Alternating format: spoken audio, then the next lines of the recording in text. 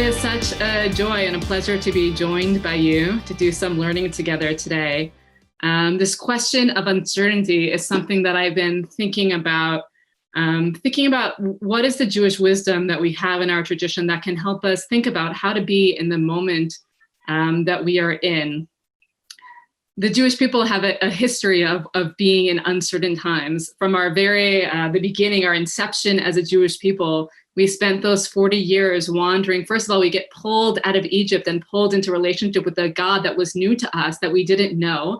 So there certainly was an uncertainty there in beginning that leap of faith and beginning that new relationship. And then once we enter into relationship with God, there are those 40 years that we spent wandering in the wilderness, not knowing exactly where we're going or when we're going to get there, that promise of the promised land. And then finally we get there, and then the Jewish people experience exile after exile of being sent from our land, of not having the home base. We finally have the temple, and the temple is destroyed. So the Jewish people is really no stranger to uncertainty, no stranger to not knowing when are we going to get there? Where is that place are we going? What is it going to look like when we get there?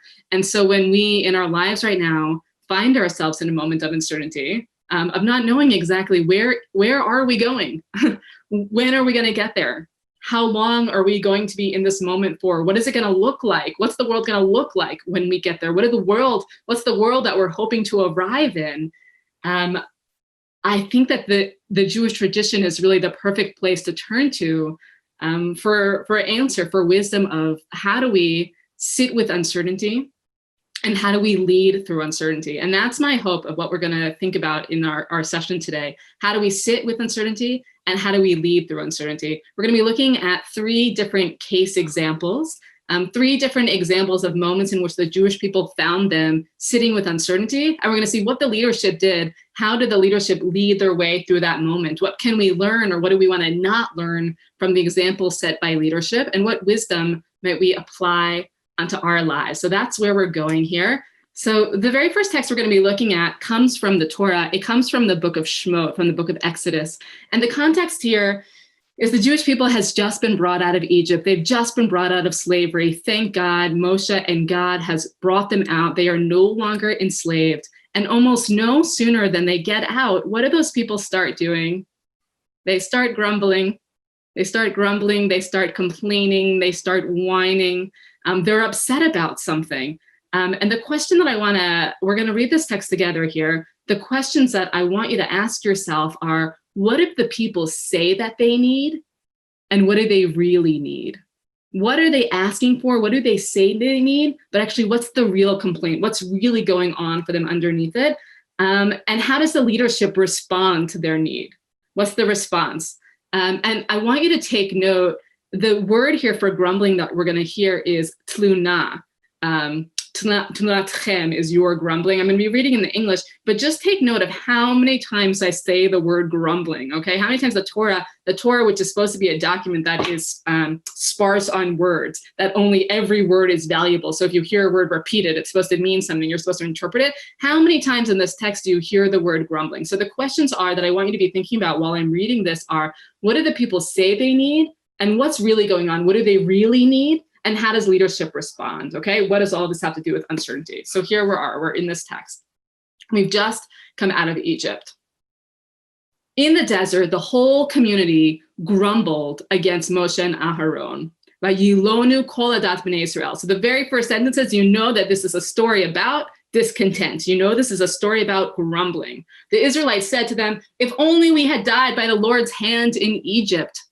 There we sat around pots of meat and ate all the food we wanted. But you have brought us out into this desert to starve this entire assembly to death. So it seems like, what do the Israelites say that they need? First of all, they seem to be saying that they need food. They're saying, I'm not sure what kind of slavery they were experiencing in Egypt, but their memory of their experience of oppression, their memory of the experience of slavery is one in which they sat around all day eating pots of meat. It sounds like a pretty good situation. I'm not sure that reflects the reality, but their memory is when we were in Egypt, we had access to all the food we needed, all the pots of meat that we wanted. And now we're in this desert and we've got no food. We have nothing. You brought us out here to starve. And so it seems like they're grumbling. What they're upset about is their empty stomachs. They're upset that now they don't have food. That's what they're saying they need. The question is really, what are they really upset about? Then the Lord said to Moshe, I will rain down bread from heaven for you, right? What do the people say they need? We had food then, and now we don't have food, we're hungry. And so what's God's response? Oh, I'll give you food. So is that response meeting the need? Is that really what's going on? The people are to go out each day and gather enough for that day. In this way, I will test them. In this way, I will test them and see whether they will follow my instructions. So this is interesting. The people are upset. The people are grumbling. They're saying, we had all the food we needed. We had the pots of meat we could sit around. They're saying we need food. Really, I think what's going on underneath this, I think that there's a lot of uncertainty. I think there's a lot of insecurity. I think there's a lot of fear. I think there's a little bit of, who is this man that we followed out of Egypt? Where is he taking us? Who is this God? Do we really trust this person? Do we have faith in this God? So they're saying that they need food, but really what this is about is this is a text about deep uncertainty. This is a text about deep fear. It's a text about not knowing where they're going. It's a text that's about a lack of faith.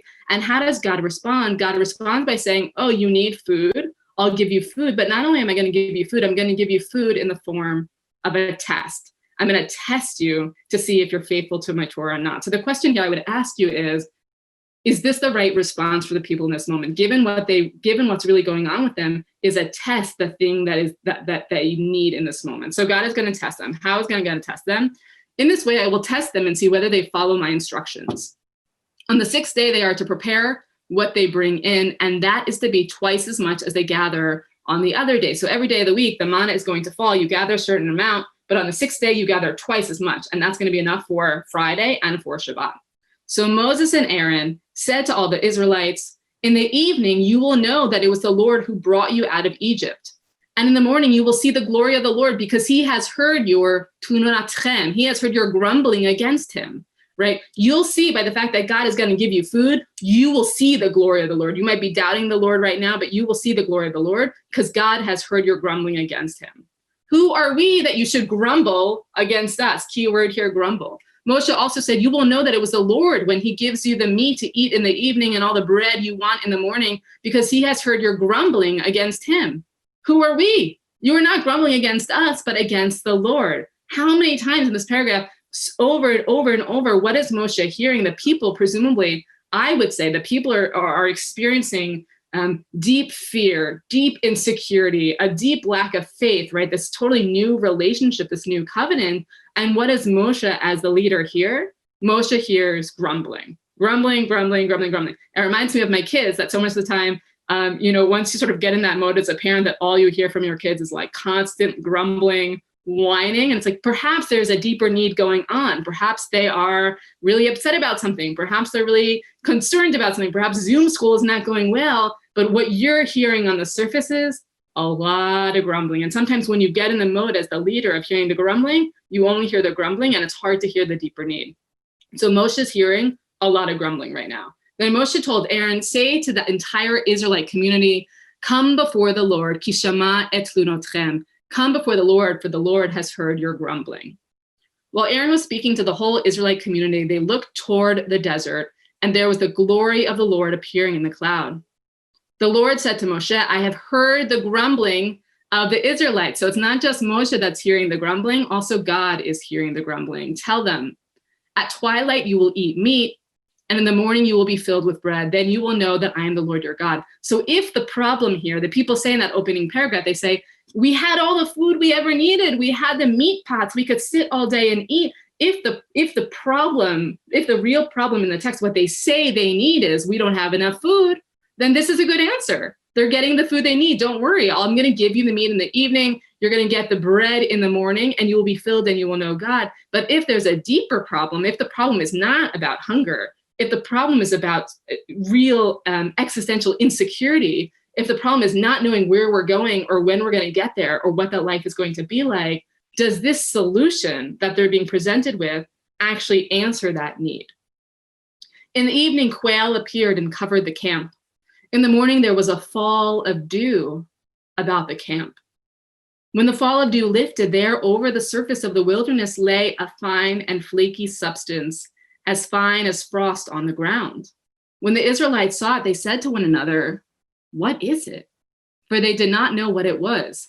And Moshe said to them, "That is the bread which the Lord has given you to eat." This is sort of incredible. The people, what are they people upset about? They're either upset about being hungry, or perhaps they're also upset about their whole world has totally been shifted. Everything, the familiarity and security of Egypt, even if it was oppression, even if it was bondage, at least it was something they recognized. At least it was something they knew.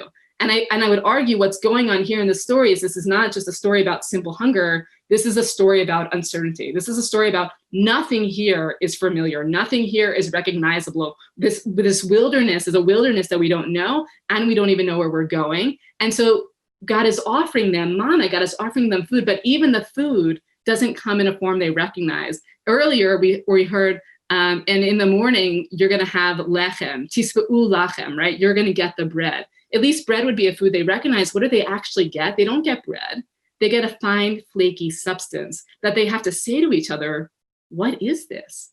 What do we do with it? How do we cook it? How do we eat it?" And they have to be told by Moshe, "This is bread." So on one hand, we have these stories of the manna in the desert as being, there are these interpretations that say the manna, it could, with the most beautiful taste like honey, or it could taste like any taste you wanted it to taste like. There was something sort of magical about the manna, that the manna is this gift from God of nourishment that you could rely on every day, that had this taste that you wanted.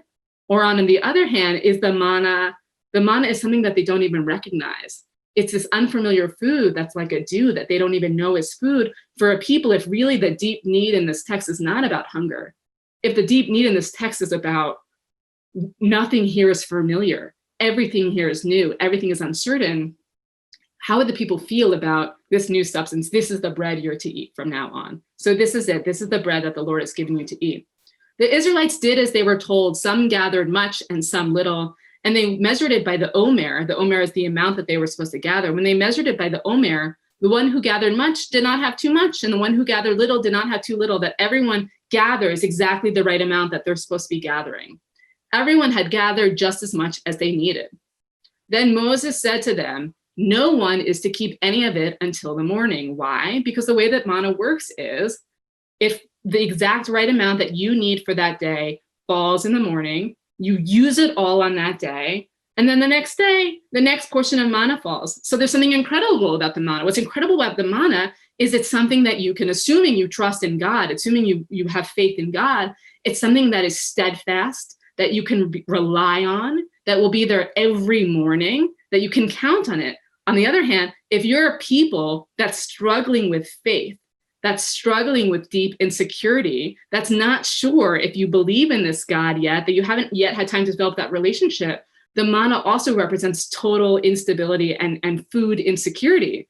Because you only, as soon as you use it up for that day, you don't know, well, what if God doesn't provide? What if God doesn't come through the next day? So the manna is simultaneously the symbol for security, for the thing that you can count on that will be there every morning, but only if you have faith. Otherwise, the manna can represent the flip side of food insecurity. What if it doesn't fall tomorrow? What if I don't have food tomorrow? What if it doesn't come? We'll just be in this wilderness without food. Okay, so Moses says, you've got to have faith. The way this works is it falls every morning. No one is to keep it over until the morning. However, some of them paid no attention to Moshe. They kept part of it until the morning, but it was full of maggots and began to smell. And Moses was angry with them, because what happens with the manna, when you leave it over until the morning, it goes really, really bad. It goes really, really wrong. And so when Moshe sees that the people don't have faith in God, when Moshe sees that the people hasn't passed this test, remember all of this, there's this level of this in which this is actually a test, God says. This is a test to see, will the people have faith in me? Will they follow my instructions? When Moshe sees that the people don't have faith, they don't follow the instructions, they leave it over, maybe because they wanna have a little bit of control over the life. They feel like everything in their lives right now is not in their control. This new God, this new leader, this new wilderness, they wanna have a little control, so they leave it over. What happens? The manna goes bad, and Moshe is angry with them. I want to read one more text together and then bring this all together, and then I want to hear your thoughts on it. So in Masechet Yoma, in the Talmud of Yoma, it quotes a verse from the book of Deuteronomy, that is referring back to, so much of the book of Deuteronomy is referring back to, remember those things that happened before. Remember Sinai, remember coming out of Egypt, remember. And so in the book of Devarim, we're talking about God. Moshe is reminding us what happened with the manna. And Moshe says, Hamachilcha man ba'midbar lema'an anotecha. So God that fed you manna, that fed you that precious food in the wilderness. Why? In order to afflict you. So here, it's not even our text that said God gave us the manna in order to test us, to see would we follow the instructions of only taking for that day and not leaving any morning, of not going out on Shabbat, knowing that we had enough food. Would we follow those instructions? Here, it's a step further. The manna is not just given to us as a test, it's actually given to us as an affliction. Right? This food that on one hand, we have this notion of manna being, the food that connects us to God, that's God providing us with nourishment, this food that can take on any taste that we needed to take, this sort of fantasy food. Here we're learning in the book of Deuteronomy is actually a food. It was a substance that was given to afflict us. So the question here for the rabbis is, in what way is the manna, this food from God, nourishment from God, in what way is manna an affliction? What about manna is an affliction?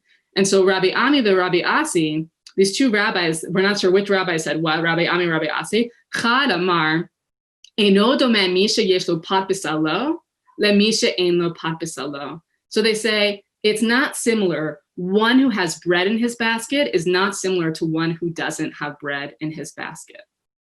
Which is to say what? One who has bread in his basket, that's the person who has control over their food. That's the person who has enough for today's meal, and they have a little extra food left over in their pantry. They have a stock house, they have those cans of beans and rice and bread. And so they know, even though they only need the food that they have here, they know they have the security of knowing I have extra food. I have more if I need it. I have control over the food. That person is not similar to someone who doesn't, who doesn't have extra food in that basket. The second case is someone who only has the food they have and they have no extra food supply. That person is food insecure. And so the Israelites in the wilderness, they are equated here in this analogy. They are the ones she'ein pat bisalo, that they don't have extra food in their basket. On the one hand, the manna is a gift from God, and God is giving us exactly the right amount of food, exactly what we need. We just have to trust God. We just have to rely on God. And yet there's an affliction in that because we don't have that extra food. We don't have that feeling of security. We're actually food insecure in this story. Okay, so what is this story all about? Why do I bring this story? I think that there's a couple of takeaways from the story, and then I'm going to be curious to hear your questions and your thoughts on this. I think that ultimately I read this story as being a story about uncertainty, a story about a people wandering in the wilderness with a new God, with a new leader, them not knowing where they're going, and their uncertainty sometimes even in us manifests in different ways, right? And we're all, I think, experiencing uncertainty to different degrees and in different ways. And I imagine for each of us that insecurity is manifesting in different ways. For some of us, maybe it's manifesting as stress or as anger or as sadness, or we're having compulsive behaviors around this, or I've been buying a lot of luxury hand soaps. That's where my insecurity, I'm buying things that are like making my hands feel good. We're doing different things, but it's insecurity nonetheless, and it manifests in different ways. And so I would say this is a story about insecurity, where the Israelites' insecurity, their fear, their uncertainty, it manifests in them in this recollection of,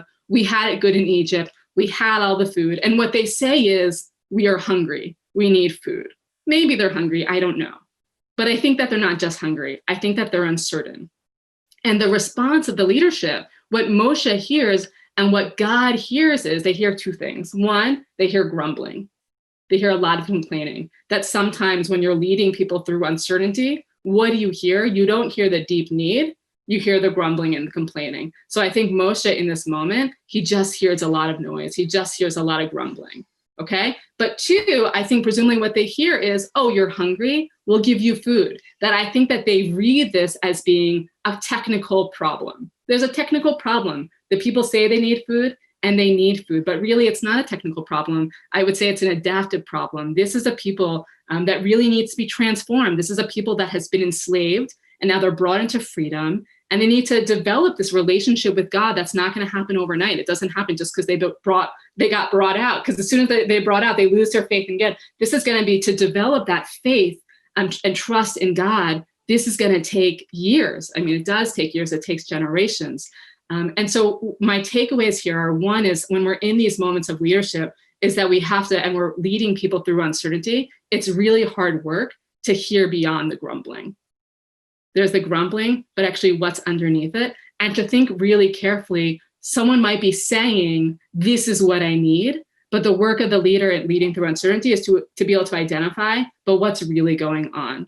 What's actually, and I think this is true whether you're talking about leading your friends or leading your coworkers or leading my children, that they say that they need something, but it's like, well, what's actually the underlying thing? And that when we're providing the solutions, the challenges, are we as leaders providing the solutions that address the real underlying need and not just the need that we're hearing? Okay, so I'm going to pause there. I'm going to throw it over to Andrew, who's going to help us. If you have a question or a comment, we'll take a couple of moments to hear those now. So does faith require us to feel certain that we have enough in our pantry, the manna will fall? Or does faith require we come to terms with uncertainty as our condition, and that's the faith? I think that's such a great question. That's really the definition of faith here. I would say very strongly, I think faith is coming to a place of acceptance with uncertainty. I've been writing a lot of Torah right now, the Eish Kodesh of Rabbi Kalman Shapira, who was writing during the time of the Holocaust from the Warsaw Ghetto. So writing during a time of, witnessing himself some of the greatest horrors. Uncertainty is not even the right word in terms of talking about, what he was seeing and what he was going through. And it's an incredible work to see what's the experience of a person of faith, maintaining their faith in the face of so many unanswerable questions that can't be answered. And so, yeah, I think that the answer there is, I don't know that we're ever, at least I'll say for me, I don't think we live in a world, I don't think we have a presence of, I don't have an experience of God in this world that I'm ever going to come to a place of certainty. So if that's what faith's about, I'm never going to get there. I think it's very much, as you phrased it so beautifully, that faith is about accepting the uncertainty. And I think that that's a journey. I think it's a life journey to get there. And I certainly think at this moment in the story, the Israelites are not ready to do that. But that's something that is going to take years for them to come to a place of coming to that kind of faith. That's a beautiful question. Thank you. So this is not a pass-fail test.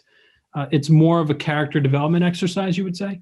That's a really interesting question. I actually read this in the Torah as being a pass-fail test, which is what I find problematic about it. And it seems like the Israelites fail the test, which is why Moshe gets angry with them, because they failed the test. And if we had continued on the text a little bit later, there's also a similar problem where the people go out on Shabbat. They're only supposed to collect on the 6 days of the week and not go out on Shabbat. And turn up, what do the people do? They go out on Shabbat because they they don't get it. They need, even though they had enough. And later on, 10 verses later, it's God that gets mad at the people. And so I read Moshe's anger and God's anger as them seeing this as a test that the Israelites failed. And it feels unfair to me, because I feel like there's a deeper need. I just feel like this wasn't the right solution for what they're going through. But I like it better if it's about character development. It's an interesting way to think about it. Is certainty, as you're using it here, similar to control? I think that that's a really good question. I think that I do see a real connection here. Certainly in this story, I feel like I'm bringing those together. Yes, I think that I'd have to think about whether or not this is always true. But I mean, I'm thinking about it in this story, and I'm thinking about it in my life right now in terms of COVID, that I think part of what is so hard about uncertainty is finding ourselves in situations where we don't have control over. I think there are different types of uncertainty we can have in our lives. Like, you might have uncertainty in your life that's about, well, I have 5 different job offers and they're all great and I don't know which one to take. And that's a kind of uncertainty that's hard to sit with because you don't know where you're going to end up in. But I think that there's another kind of uncertainty that's uncertainty when you don't have control over your choices, or you don't have control over your life. Someone else is making those decisions. And I think that uncertainty feels like a much harder uncertainty to sit with, the uncertainty that's connected to feeling powerless. Who does not understand the deeper meaning of the grumbling, Moses and Aaron or God? The answer has different implications. Yeah, this is a deep question. And I think I'm offering sort of a challenging read on the story. Like, this is not a story. Sometimes I feel like we turn to Jewish tradition to learn, here's amazing wisdom, let's apply this leadership to our life. I actually feel like I turn to the story and feel like here was a failure in leadership, or here was a letdown, and let's learn from it in a different way. I actually think that, I cut the story a little bit shorter for the sake of time. And also because I was nervous about going to the place of, it's easier for me to say, I think Moshe was mishearing the grumbling than to say God is. But yeah, I actually do think that it's both Moshe and God in this story that mishear the grumbling.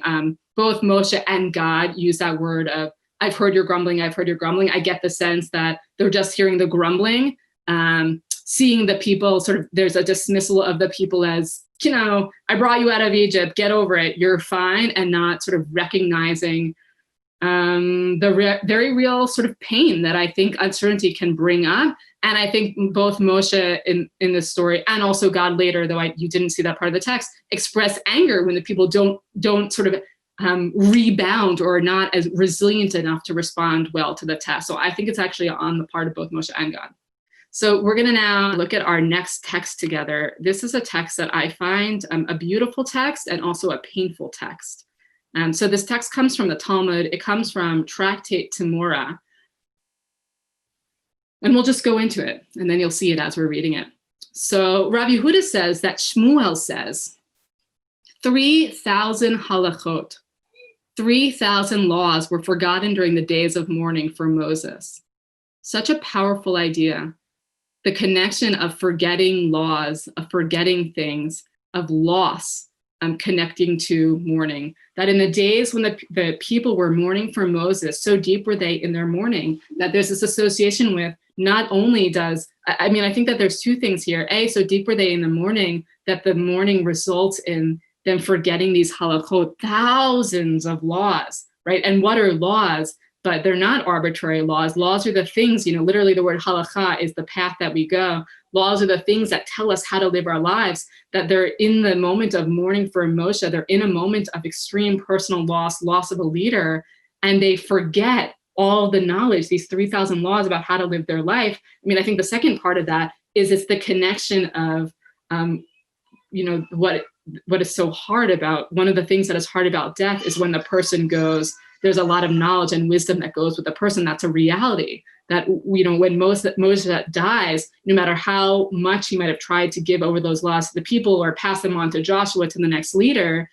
there's a reality that when Moshe dies, there was knowledge and there was memory that dies with him. And so during that period of mourning, there's something to me so painful about this and also so real about it, that in that period of mourning for Moshe, 3,000 halachot, 3,000 laws teaching them how to live their life were lost. So they're not only coming out of the mourning for the leader, they've actually literally lost the laws that Moshe gave him. So what do? The Jewish people said to Joshua, so Joshua, who is next in line to be the leader, whom Moshe has handed over the leadership to Joshua, they say, in the text here you see, sha'al, they say, ask. So simple. They say one word to him. They say, ask. What are they asking? What are the people saying to them?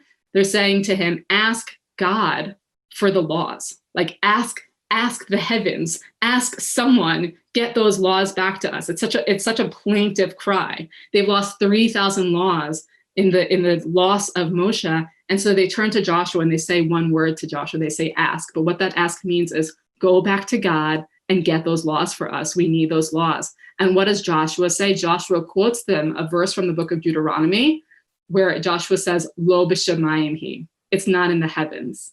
What is that verse there? Lo b'shamayim hi. It's not in the heavens means? It means the laws are no longer in the heavens. God gave them over to us. God put them so that they would be close to us, which means that now that the laws have been lost, Lo b'shamayim hi, they're no longer in the heavens. Joshua is saying, I can't just go and ask God and get them for God. God turned those over to us and we had them in our control. And now that we've lost them, there's no easy solution to get them back. It's like they had been forever forgotten. Many years later, the Jewish people again said to Shmuel, Sha'al, they said to Samuel, ask. So powerful, right? Generations later, first they asked Joshua in the immediate mourning for Moshe, and now we're seeing many years later that people still haven't recovered those halachot, that people are still in pain, they're still lacking that knowledge, they're still turning to their leaders, and they're sort of like, you imagine this people that's lost, and they're just going from leader to leader saying, ask, get those laws back from us. So now they go to Shmuel, and they say to Shmuel, ask for guidance on this, get the laws back from God. And what does Shmuel say to him? Shmuel quotes to them a verse from the book of Leviticus. He says, Ele ha-mitzvot, these are the commandments. So the fuller quote there, as you see it in the English, these are the commandments that the Lord commanded Moshe to tell the children of Israel at Mount Sinai. From the language of Ele ha-mitzvot, these are the mitzvot, it implies she'ein hanavi rashai lichadesh devar me'ata. It implies that a prophet doesn't have the ability or is not permitted to create new laws, to create new interpretations. So the language of Ele ha-mitzvot, these are the laws, implies these, the ones I'm giving you today, right now, these are the laws, but you can't come and get more laws. There's no other laws that you can go seeking. So Shmuel is giving them a different answer, a different verse, instead of saying, as Joshua says, Lo b'shamayim, the laws are no longer in the heavens. Shmuel sort of says, like, we had one shot at this. These are the laws, and if we forgot those laws, I can't give you new laws. I can't reinterpret something new for you. I can't go and get them. We had the laws and we lost them. So painful. At the time of Moshe's death, now we're going back in time, the people said to Pinchas, said to another leader, ask again, that one word, ask. Again, they're saying to Pinchas, so they asked Joshua, they asked Shmuel going forward in time. Now we're going backward. They also asked Pinchas, presumably perhaps when Joshua said, Lo b'shamayim is not in the heavens, now they're also asking Pinchas. And Pinchas says, again, like Joshua, Lo b'shamayim, it's not in the heavens. I can't get it back for you. God turned it over to us. It's no longer there. And again, we see, and then the people go to Eleazar, another leader of the time. So they go to Pinchas, they don't get the answer they want. Pinchas can't give it to them. Pinchas said, Lo b'shamayim. Now they go to Eleazar again, they say, ask. Amar lehem ele ha-mitzvot. He quotes that same verse from Leviticus that we heard Shmuel quote, these are the mitzvot, she'ein navi rashai lechadesh devar me'ata. That these are the mitzvot, these ones, and no other ones. And a prophet isn't able to sort of reinterpret or bring new mitzvot or laws going forward. I think this is such a powerful text. There's an element of time travel in this text where we're going from the moment of the death of Moshe to forward to back again. But what we see is two things. One, we see that sometimes around great loss, the kind of loss that we're experiencing right now, it's not only the loss of, God forbid, the person, but it's also the loss of what went with that person. Sort of there's a loss of knowledge, there's a loss of memory, there's a loss of certainty, there's a loss of history. And we see that in the death of Moshe, it's not only that Moshe dies, but actually these 3,000 halachot are lost with him. And then we see in the wake of his death that people are just lost. They don't know what to do. And so they're going from leader to leader to leader to say, get it back for us, get it back for us. And the leaders very powerfully, like, what is it? What does a leader do? If here's the question for our session, how do you lead in a moment of uncertainty? What does a leader do when a people who is lost is coming and saying, please fix it for us? We don't have the answers. What does the leaders do? Very powerfully, they say, there's nothing we can do. Or they say, there's nothing I can do, right? They say, I can't go to God and get it back for you. I can't create new ones. There might be two ways of reading this. One might be, we have to sit in the loss. We have to sit in the uncertainty. We had what we had and I can't go and get it back for you. That might be one way of reading it. There might be a second, more subtle way of reading it, which is that, Lo b'shamayim, it's not in the heavens. She'ein navi rashai lechadesh devar. I can, as the prophet, I can create something new for you, but who can create where can the laws come from? Maybe they could come from the people. But I think the leaders are doing something very powerful in this text. On one hand, it's very hard when people are suffering in uncertainty to do as Pinchas and Shmuel and Joshua are doing. You just want to give the answer. You want to give any answer. You want to give any certainty, and they're not doing it. It's very hard. They're resisting the urge to sort of solve it for them when they can't, and to just say, it's not in the heavens, or to say, I can't do it for you. The other thing that they might be doing more subtly is actually empowering the people. That the people, when they're suffering with this loss, the first thing that you get the sense that they're not trying on their own to recover the laws. They're not trying on their own to use their own communal memory to figure it out. They're just immediately going, sort of shifting from leader to leader to leader to leader to leader. Hundreds of years go by to leader. And perhaps what these leaders are doing is they're saying, it's not on God, it's not on us.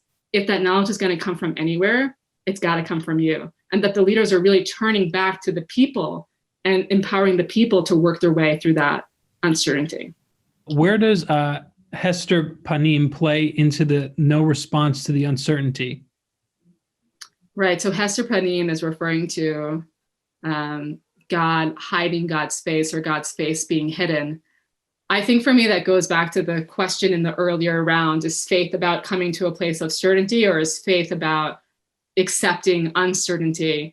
And I think that for me, that goes back to, we seem to, or I live in a world, I'll speak for myself, but I think we seem to live in a world where, at least at moments, it feels like God, there's a hiddenness to God. Or there's certainly, we don't live in a world, sort of in the earlier days, God, in the Torah, there was this idea of the Urim Tumim, of these sort of magical stones that were on the breastplate of the high priest, that when you had a question, you could turn to the high priest, you could turn to the breastplate and you could ask the Urim Tumim, and they would give you a clear answer. And God's divinity was being channeled through the Urim Tumim. That it's sort of this amazing world where I imagine there was no uncertainty. I mean, I'm sure there was uncertainty about certain things, obviously, as they were wandering the wilderness. Maybe that's actually, there's a sense in which maybe it's a straw man, that even when you have a thing that you can ask questions to and get an answer, there's still the greater questions about which you feel uncertain. But at least the idea that you could turn directly to God, to the Urim Tumim, and get an answer, or you could turn to the prophet and get an answer through God. We don't live in a world of prophets anymore,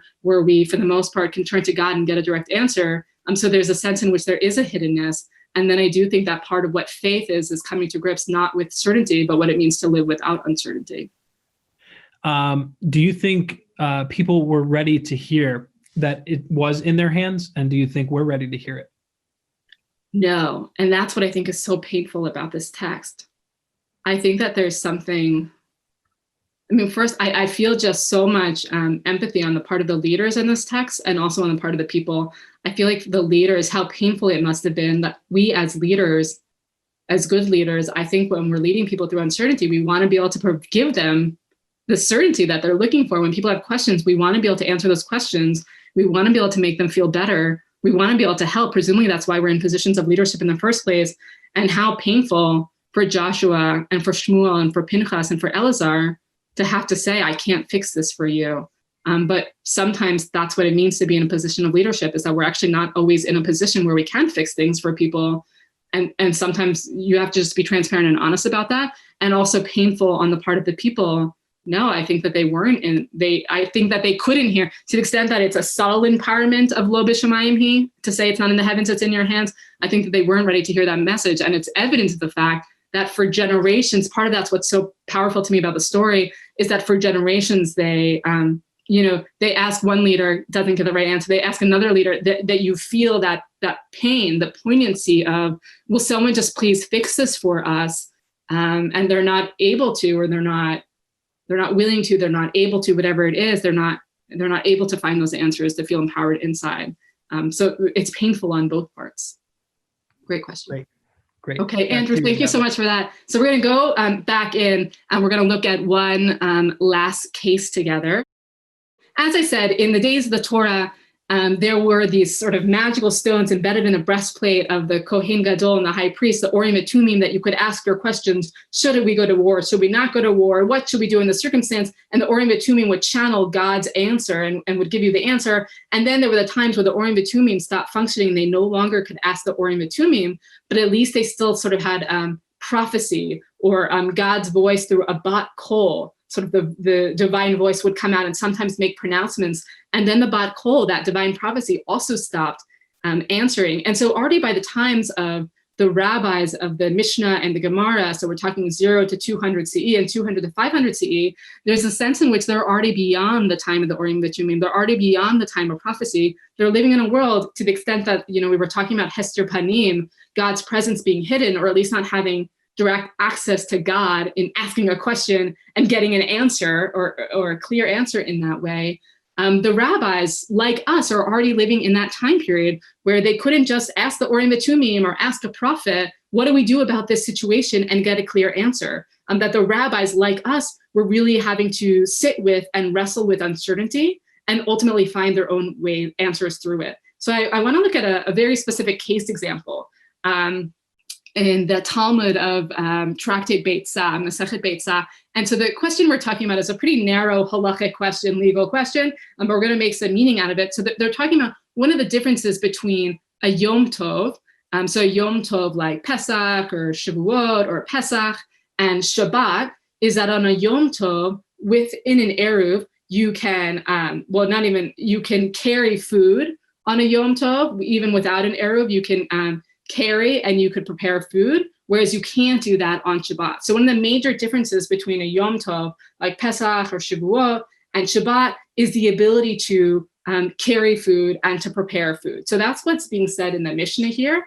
And then we're going to jump to the Gemara that's going to be commenting on, well, what do you mean that you can carry food? What does it look like to the extent that you're allowed to carry food on a Yom Tov? What are the stipulations? What are the conditions around that? So, and then we'll see a question on there. So Rav Yechiel teaches, and one may send these items, so you can send food items to a person, provided that he does not do so by means of a convoy of people. Why can't you do it by means of a convoy? The idea is if you're sending food to someone else by means of a convoy or sort of like a caravan or a bunch of people, it looks too similar to sending food on a market day. It feels too similar to something you would do on Chol, a day of everyday business, and it takes you out of the spirit of Yom Tov. So on one hand, we're saying you can send food to people, which is different than on Shabbat. But on the other hand, we're saying you can't do it in sort of a presence of a convoy that looks too similar to sending food on a market day. So what does it mean? What are the conditions around you can't shelo yasen b'shora, that you can't set it by means of a convoy? Tana ein shora pechuta mishlosha b'nei adam. So they say a convoy is no less than 3 people. So they're saying you can send food as long as you're not sending in a convoy of people, and a convoy is no less than 3 people, which is to say you can send food to someone if you're sending it with 1 person or with 2 people, but as soon as you get to 3 people, it looks too much like you're doing business on a market day, and you can't send food that way. It feels too much like it's not in the way of Yom Tov. So as long as you're sending food to people with either 1 person or 2 people, it's okay. Now we're going to get a strange and very specific rabbinic question. By Rav Ashe, tlata gavre v'tlata mine mai teku. So the question is, Rav Ashe wants to ask, well, what if this is the situation? What if you have 3 people? So that sounds like a convoy. So that would be bad according to this text, because that's too much like a market day. What if you have 3 people, but they're each bringing 3 different types of food? So you have person A bringing apples, person B bringing cheesecake, and person C is bringing a quiche. Is it still a convoy of 3 people bringing the same food that feels like it's a market day? Or because there are 3 people carrying 3 separate things, does it make it as if it's actually 1 and 1 and 1, and therefore it would be okay to send food that way in a Yom Tov? That's the question. What's the Gemara's answer? Teku. What does teku mean? Teku is the Aramaic for let it stand, or let it stand unresolved. So the idea of the teku is, on one hand, I would say just overall, the project of the Gemara is to have these situations and then to unearth and ask all these questions to try to come to the ultimate understanding and the ultimate truth. And sometimes the Gemara is not able to, in its search for truth, is not able to come to the answer, is not able to come to truth, that it doesn't know the answer. And then in those moments where the Gemara doesn't know the answer, where Rav Ashi asks a question, well, what if it's 3 people with 3 separate foods? Does that count as a convoy? Does that not count as a convoy? The answer will be teku, which means let it stand. We don't know the answer. And really the idea of a teku is let it stand forever. Let that question stand unresolved. We're never going to answer it. But there's a real problem there. So I want to say 2 things. On one hand, one thing I want to say is the teku is this, there's something so powerful about reading Gemara and arriving to a teku, because as much as the rabbis are trying to get at the answer or trying to get at the truth, sometimes the rabbis admit we don't have the answer. That's very powerful. for rabbis that want to have the answers about things to be able to just say, teku, let it stand unresolved. That's something that it's a great question and we don't have the answer to. That the rabbis are offering us a way to sit with uncertainty and saying there are some questions about which we don't have the answer, and we just have to accept that, embrace uncertainty and sit with it. On the other hand, it's kind of a problem because sometimes you actually need an answer. So in this text, so now we have a real question, but you could imagine Rav Ashi, I mean, perhaps sometimes Rav Ashi is, perhaps the rabbi is asking a theoretical question just to sort of push the case and doesn't really care about the answer. But there's actually a practical dilemma here of like, well, but really, if it's a teku, if we really don't know the answer, what happens if I do have three people who are carrying three separate foods? Can they or can they not bring the food on a Yom Tov? So it's very nice to embrace uncertainty, but sometimes you actually need a halachic ruling. So on one hand, the text is offering us teku, a rabbinic model to embrace uncertainty. On the other hand, you might say, well, what about when we actually need an answer? What happens to those three people? Can they go or can they not go? Okay, so the first model I want to offer you is the model of the teku, which is that sometimes there are questions for which we have no answers, and we just have to embrace that and sit with the uncertainty. Okay.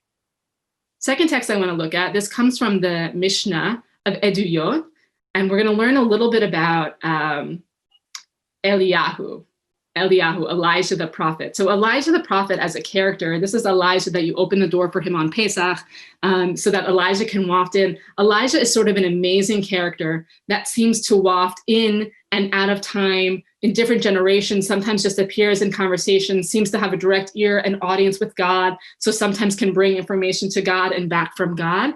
And so we're learning in this text in the Mishnah, Rabbi Joshua, specifically Rabbi, they're talking about the different purposes that Elijah serves. And Rabbi Shimon here specifically says, when Elijah finally comes, what is Elijah as the heralding, Elijah who heralds the messianic times, who heralds the world to come, what is Elijah going to do? L'hashvot hamachloket. That what Elijah is going to do is going to sort of answer disputes, is going to resolve machlokets. So on one hand, you have in that previous text, what is a teku? A teku is a dilemma or a question that you have to let it stand and will never be answered, that there are some questions that we have to permanently sit with that uncertainty and not get the questions.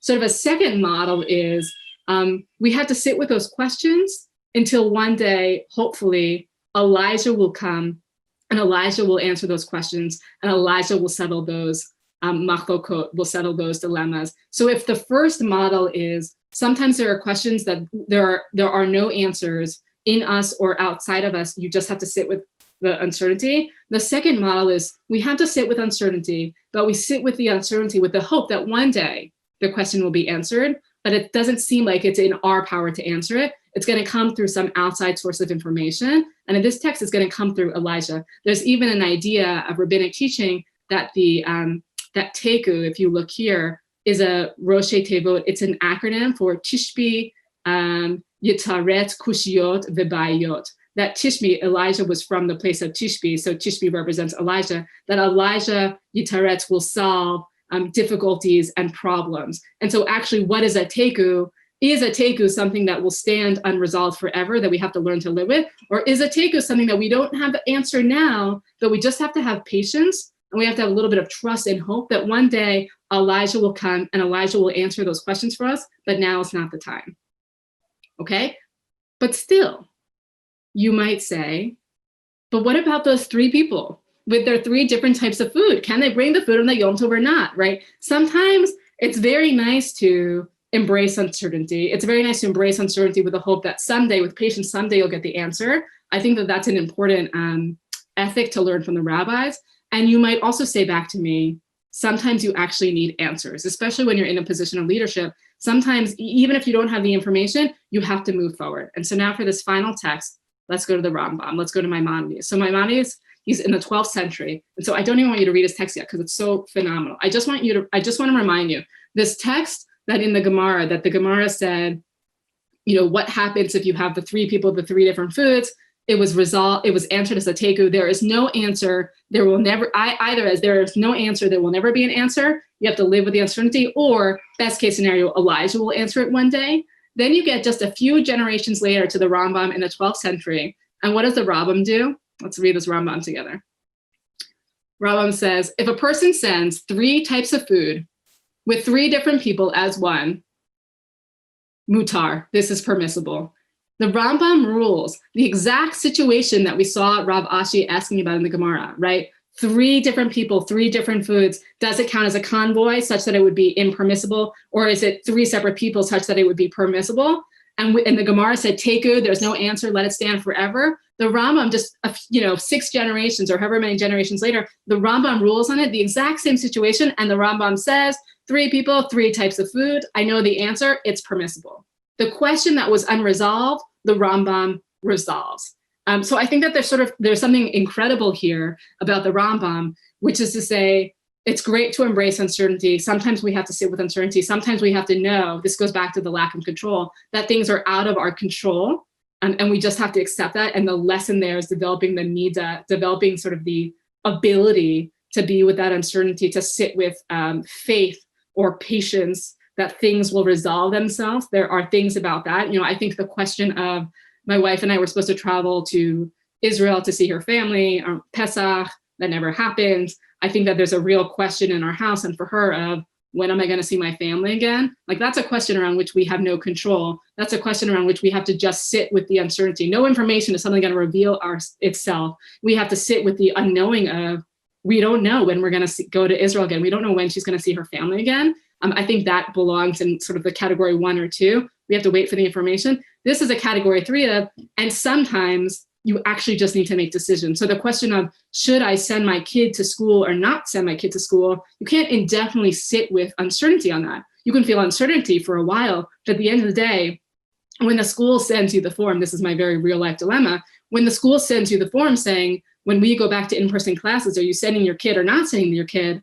You have to do the best with the information you have. You can't say teku. You can't say let it stand resolved. You have to do the best with the information you have available, and you have to actually make a decision. And that's what the Rambam is doing here, that on a question that others ruled as unresolved, he says, we're not leaving this unresolved. We need an answer, and we need a way forward. I think I'm going to stop there.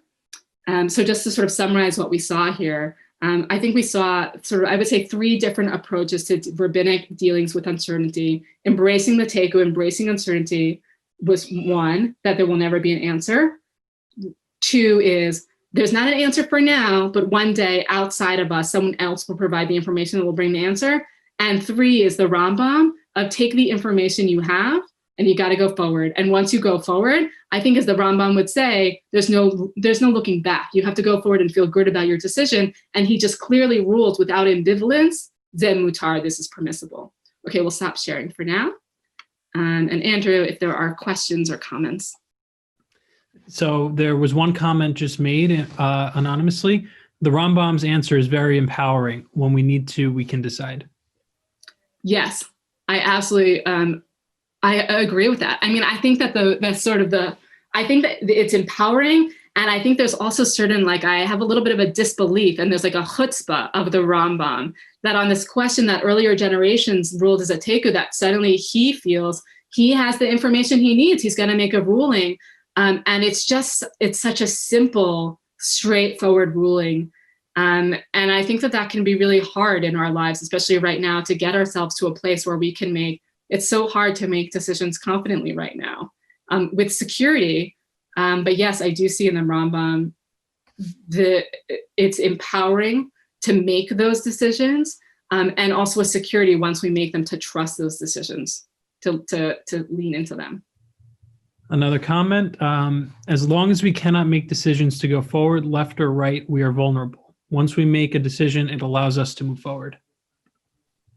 Yeah, and I think this goes back to the issue of control, is that I do think, I appreciated that comment earlier, sort of that I think that there are different types of uncertainty we experience. And I think that the uncertainty that is the most sort of paralyzing or difficult is uncertainty that's where we lack control. And at least when we're able to making a decision, that making a decision is taking a little back of control for ourselves. Even if we feel like we don't have all the information available, just that active decision is giving us a bit of control.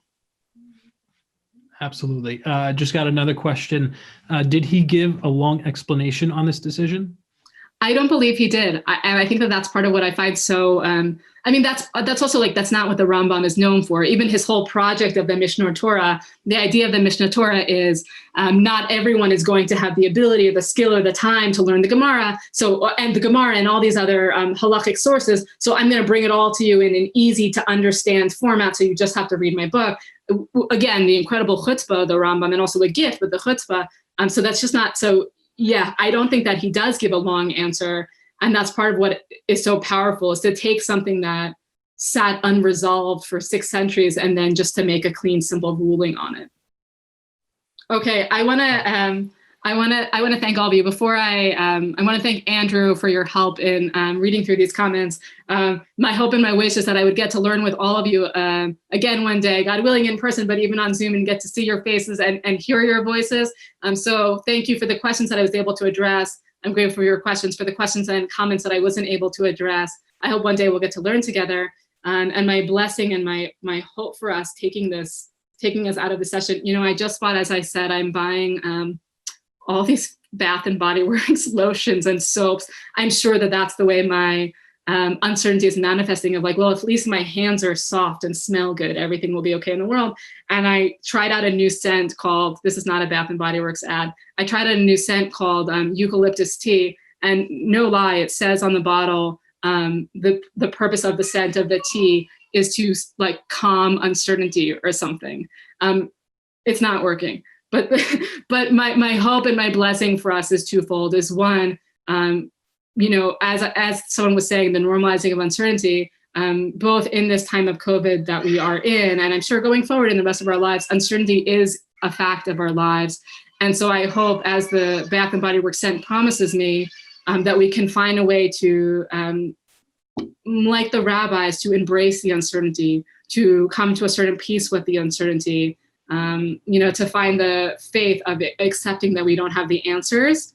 And at the same time, that we can have the chutzpah of the Rambam, and when we need to take the information we have available to us and to make decisions, to take the control back and to go forward in our lives. So a blessing of both embracing uncertainty, but also embracing decisions when we're able to, and to go forward and trust our own decisions. So thank you to all of you.